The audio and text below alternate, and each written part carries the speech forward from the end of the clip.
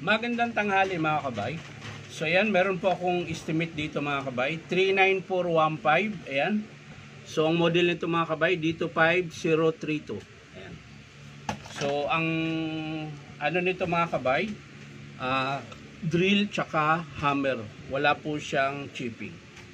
So ang papalitan nito mga kabay, ito po yung brass holder niya. Ayan. Isang set po ito. May kasama na po siyang carbon brass kapag binili nyo. So ang part number nito, yung brass holder po ng dito 5032 na rotary hammer ay in418033. Dito naman po sa lever, ayan, yung selector po, yung pinipihit po para drill tsaka hammer.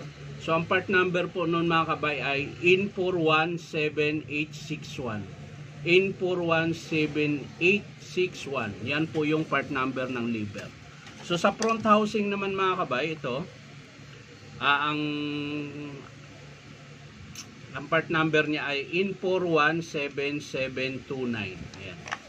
So sira din po yung front housing niya, sira po yung pinaka-lock. So ito po yung buo niya mga kabay, yan. Kasama po yung bearing na sa loob. Yan po yung ikakabit natin dito mga kabay. So tara mga kabay, samahan nyo ako, kakabit po natin. So mga kabay, unahin natin pong kalas yung sa spindle niya. Ayan, kakalasin natin yung cap. So sinusungkit lang po ito ng flat screw. At syempre ang kasunod yung kanyang lock, yung pinaka ring. Ayan, susungkitin nyo rin po ng flat na maliit, o pwede rin pabilog, matulis. Ayan. So madali lang naman po magsungkit, ayan, madali lang pong kalasin yan. Yun po yung pinaka-lock niya. Syempre yung tawag nito, yung sleeve or cooler. Yan po yung tawag ng takip na yan. Tapos susungkitin nyo yung bulitas niya mga kabay. So ito po yung lock ng bala kapag pinasok nyo. Tapos washer, ayan, spring. Tapos yung sa pagkalas ng selector mga kabay, ganun ulit. Ito wala na po siyang lock, natanggal na. So ikot na lang siya ng ikot. So ang pagkalas nyo mga kabay, yan, tatapat nyo lang po yung arrow dito. Tapos iangat nyo po siya. Ayan.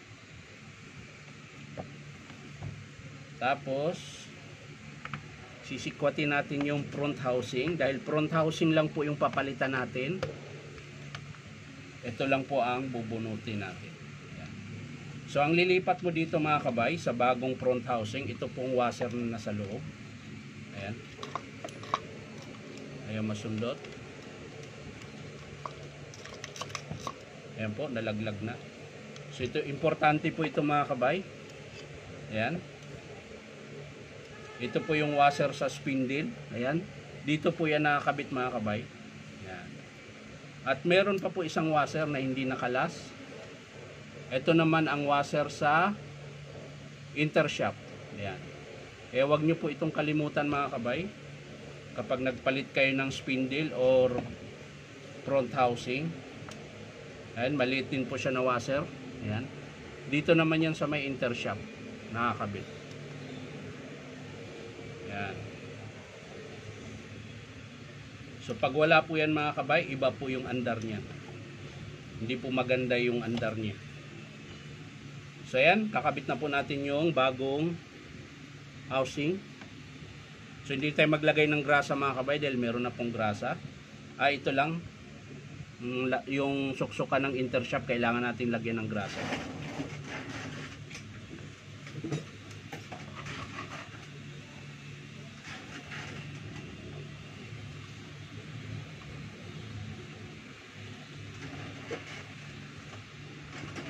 So mga kabay, nalagyan na po natin. So lalagay na po natin yung, teka lang, yun, buti na buti nakita ko mga kabay yung naputol na plastic. Ayan. Yun po yung karugtong ng lever.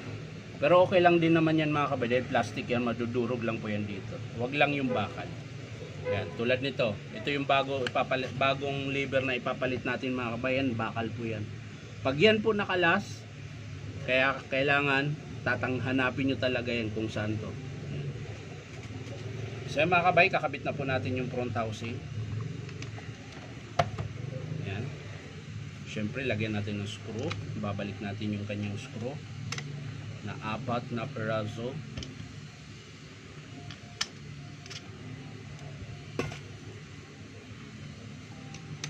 Yan.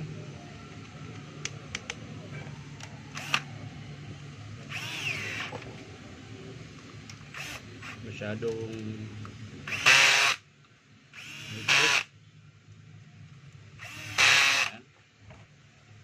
tapos mga kabay, lalagay natin yung selector. Ayan, kailangan po nakasintro.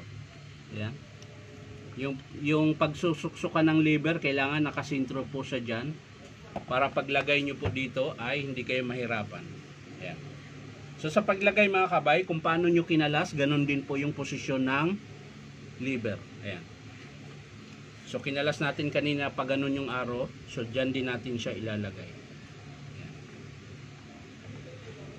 Ayan. Ganun po. Ngayon, pag nailagay nyo na siya, iikutin nyo pataas. Didiin mo lang mga kabay. Ayan. Pag matigas, diin mo. Pag ayaw, kalasin mo muna at baka hindi na sintro. Ayan. Lumalaw kasi mga kabay, oh. Kaya ayaw nyo pumasok. So ayan, ulitin natin ulit. Kailangan tutunog siya. Yun. Tumunog siya ng bahagya. Pero kulang sa tulak. Pababa. Teka lang. Tama naman. Yun.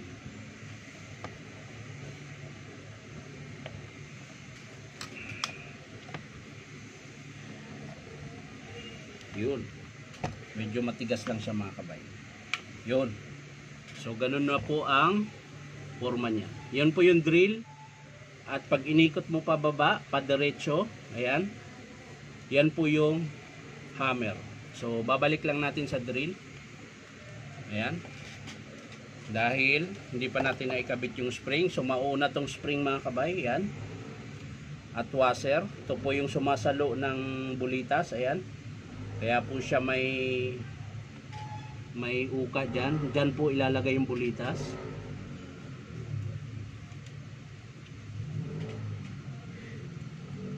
Ayan. So yung bulitas. Tapos yung cooler niya mga kabay. Or sleeve. Yan. Depende sa tawag kung anong tawag. Iba-iba kasi tawag nung spare parts. Merong iba cooler, yung iba sleeve. Ayan. Pero kalimitan mga kabay cooler. Ayan. Tapos ito naman cap.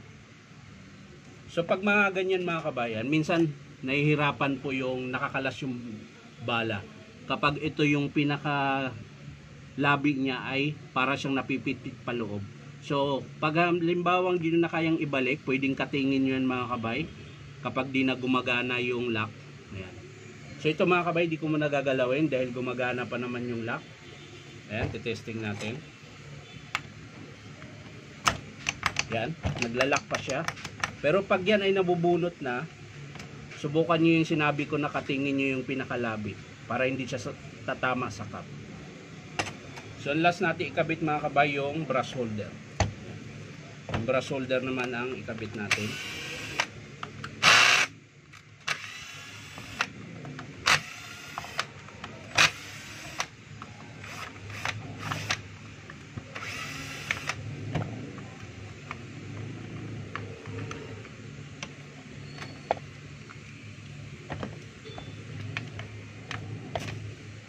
So yan, sa pagkabit naman ng brush holder mga kabay, ganun pa rin.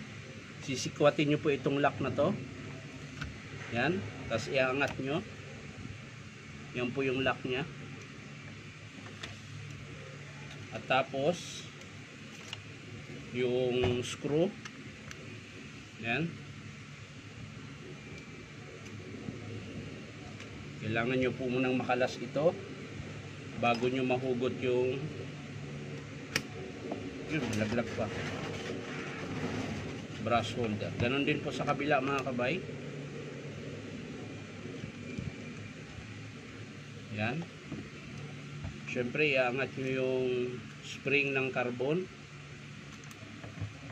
pero hindi na natin gagamitin yung lumang carbon mga kabay kasi meron po siyang bago.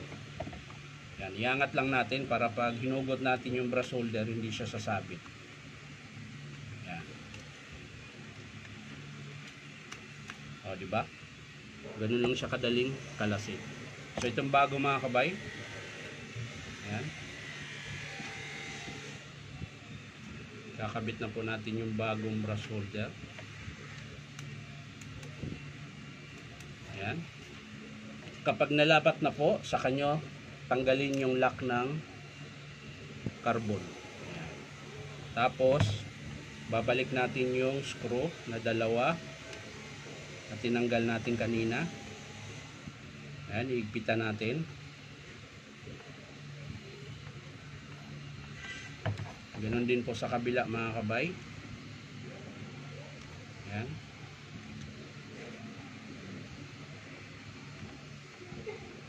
So ayan, okay na mga kabay. Ayan, malambot na po yung brush holder niya. So balik natin yung pin. Ayan. At syempre yung rubber. So ayan mga kabay, pwede na natin ikabit yung handle niya. Ayan. Yung terminal. So kahit naman magkabaliktad yan mga kabay yung terminal, okay lang. Ang problema lang ito, maiksi. Kaya hindi mo siya pwedeng baliktarin. So yung pula dun sa ilalim, yung blue naman dito sa malapit.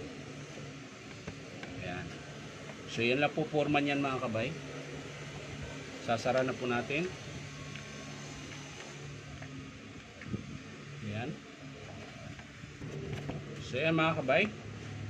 Last na screw na lang ang sinasara ko. So okay na, testing na po natin.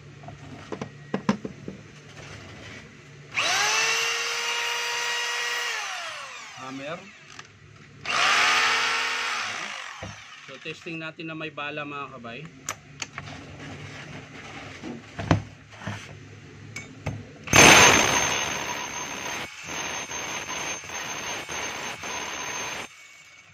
So yun po yung maingay, yun po yung hammer. Lagay natin sa drill.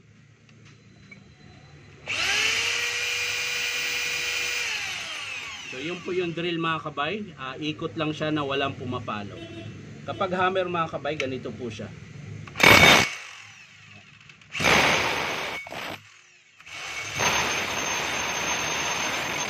Maingay po siya.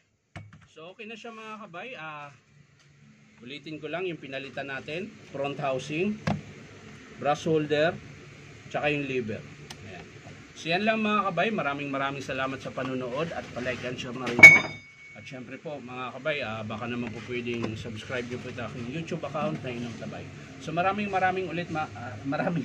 salamat ulit mga kabay. Bye bye.